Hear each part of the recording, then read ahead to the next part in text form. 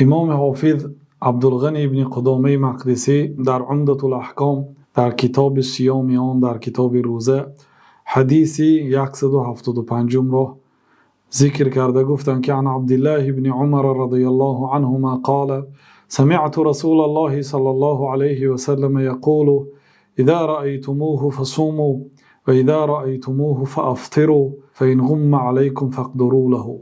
عبدالله ابن عمر رضی الله عنهما میگویند که شنیدم رسول الله صلی الله علیه و سلم را میگفتند اذا رأيتموه فصوموا، اگر ماه مبارک رمضان را ببینید روزه دارید. ماه را در فضا در آسمان اگر ماه مبارک رمضان را که به چشم خود دیدید روزه دارید. و اذا رأيتموه فافطروا، اگر ماه شوال را با چشمتان دیدید افطار کنید، یعنی عید کنید، عید فطر.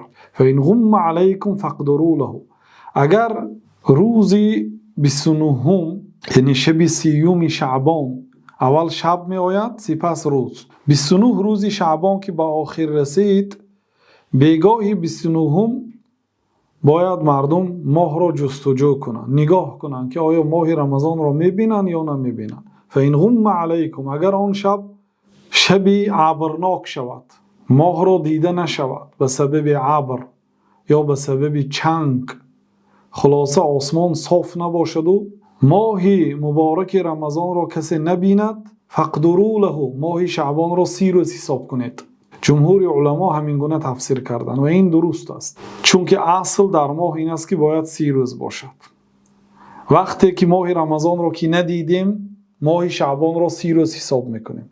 در این حدیث جناب رسول الله صلی الله علیه و سلم مسلمان ها را امر کردند که با دیدن ماه رمضان روزه دارند و با دیدن ماه شوال عید کنند و اگر رفتو در 29مین روز خواه رمضان باشد خواه شعبان باشد ماه نو را دیده نتوانند، ماه عینی حال ایستاده را 30 روز کنند، مکمل کنند.